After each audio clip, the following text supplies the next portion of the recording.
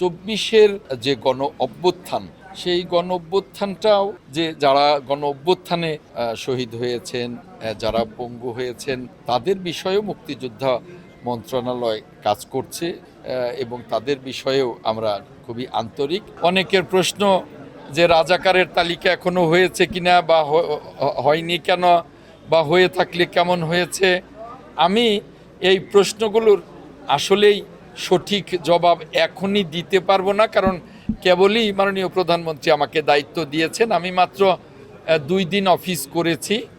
আমার এ নিয়ে অনেক কাজ করবার আছে। তারপরে এই সম্পর্কে আমি নিজেও জানবো, আপনাদেরকেও জানাতে পারবো। তবে আপনাদেরকে এটুকু জানাতে পারি যে মাননীয় প্রধানমন্ত্রী আমার উপরে যে বিশ্বাস এবং আস্থা রেখেছেন। কালার এক্সপার্ট, জর্জ স্যাপ এবং মাইল্ড অন হ্যান্ডস টেকনোলজি সমৃদ্ধ অরিক্স ক্রিস্টাল ওয়াশ আপনার লন্ড্রি এক্সপার্ট। আমি সমগ্র জাতির কাছে আমি এই জবাবদিহিতাটা করতে চাই যে মাননীয় প্রধানমন্ত্রীর আস্থা এবং বিশ্বাসের প্রতিফলন আমি বা প্রতিদান আমি দেব। আমি চেষ্টা করব এই মন্ত্রণালয়ের সকল কাজগুলোকে আমি নিষ্ঠার সাথে পালন করে জাতির প্রত্যাশা পূরণ করবার জন্যে, আমার টাঙ্গাইলবাসীর, আমার নির্বাচনী এলাকা বাসাইল সখীপুরবাসীর প্রত্যাশা পূরণ করবার জন্যে।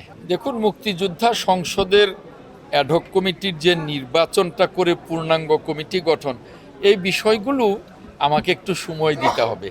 আমি কেবলই তো দায়িত্বটা পেয়েছি। আমি সকল কিছুকেই বাংলাদেশ গণতান্ত্রিক বাংলাদেশের যাত্রা শুরু করেছে মাননীয় প্রধানমন্ত্রী জনাব তারেক রহমানের নেতৃত্বে। আমরা সকলেই গণতন্ত্রের জন্যে অতীতে অনেক আন্দোলন সংগ্রাম, অনেক ত্যাগ, অনেক রক্ত দিয়েছি।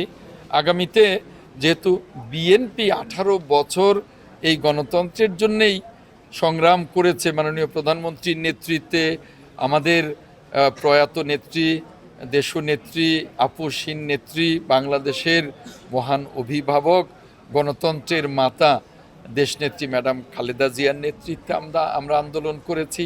তাই প্রত্যেকটা কমিটি গণতান্ত্রিক হোক, এই মুক্তিযোদ্ধা কমান্ড কাউন্সিলও গণতান্ত্রিকভাবে হোক, সেটা তো নিশ্চয়ই আমরা চাই। কিন্তু সেজন্যে আমাকে সময় দিতে হবে। আমি এ নিয়ে কাজ করছি। এটা এখনই কেবলই যেহেতু দায়িত্ব পেয়েছি, এখনই আমি পুরোপুরি কোনো কিছুরই আজকে জবাব দিতে পারবো না।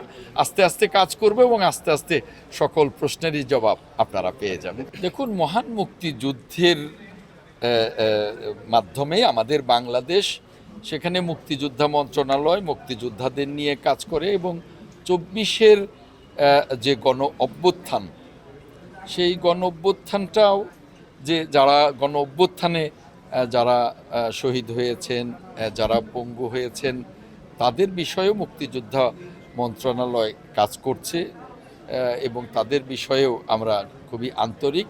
এটা নিয়েও আমরা কাজ করছি, কাজ করব এবং তাদের বিষয়েও আমরা আমাদের দেখভাল করবার দায়িত্ব কর্তব্য আছে, এটা আমরা পালন করব। আমার মন্ত্রণালয়ে কিভাবে আগামী দিনে সুষ্ঠুভাবে সফলভাবে চালিত হবে, সেজন্য আমরা পরিকল্পনা নিয়ে, ভবিষ্যৎ পরিকল্পনা একদিনেই তো সম্ভব না, ভবিষ্যৎ পরিকল্পনা কি হবে এ নিয়ে আমরা কাজ করছি।